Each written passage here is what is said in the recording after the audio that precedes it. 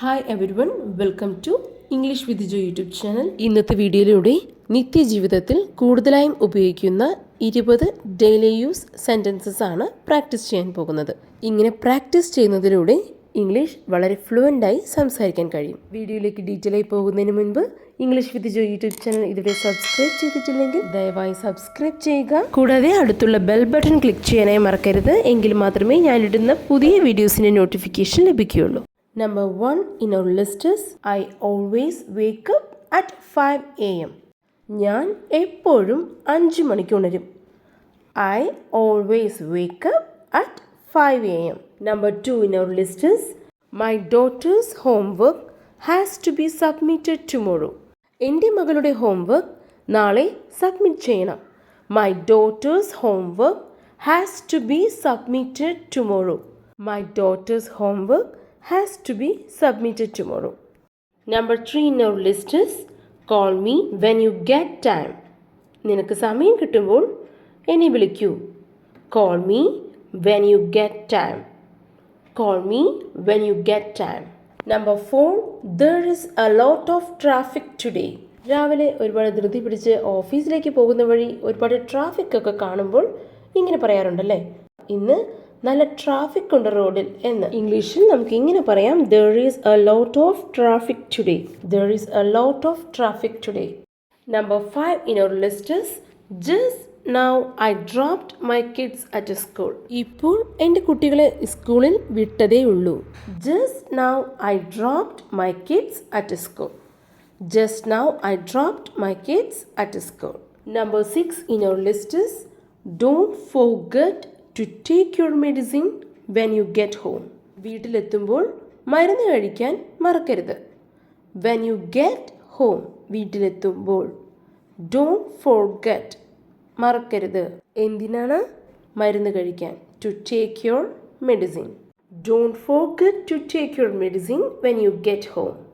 Number 7 in your list is I'm chopping ginger to make tea. ഞാൻ ഇഞ്ചി അരിയുകയാണ്. I'm chopping ginger to make tea. ചായ ഉണ്ടാക്കാൻ. I'm chopping ginger to make tea. I'm chopping ginger to make tea. Number 8 in your list is It's exhausting to stand in this long queue. ഈ നീണ്ട ക്യൂവിൽ നിൽക്കുന്നത് ഒരുപാട് ക്ഷീണമാവുകയാണ്. It's exhausting to stand in this long queue. Number 9 in our list is Do you have any siblings? നിങ്ങൾക്ക് സഹോദരങ്ങളുണ്ടോ? Do you have any siblings? ഉണ്ട് എന്നാണ് answer എങ്കിൽ ഇങ്ങനെ ചോദിക്കാം, How many siblings do you have?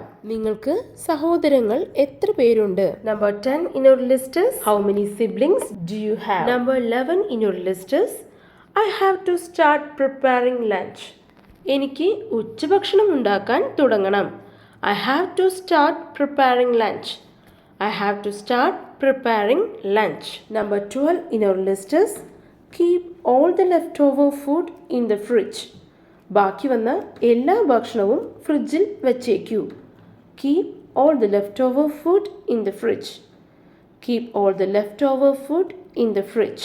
Number 13 in our list is Neighbors are too noisy, so I can't concentrate on my work. അയൽക്കാർ ഒരുപാട് ബഹളം വയ്ക്കുന്നത് കൊണ്ട് എനിക്ക് എൻ്റെ ജോലിയിൽ ശ്രദ്ധിക്കാൻ കഴിയുന്നില്ല. Neighbors are too noisy, so I can't concentrate on my work. Neighbors are too noisy, so I can't concentrate on my work. Number 14 in our list is Can we eat out tonight? Can we eat out tonight? ഇന്ന് രാത്രി ഞങ്ങൾക്ക് പുറത്തുനിന്ന് ഭക്ഷണം കഴിക്കാൻ പറ്റുമോ? Can we eat out tonight? ഇന്ന് രാത്രി, tonight.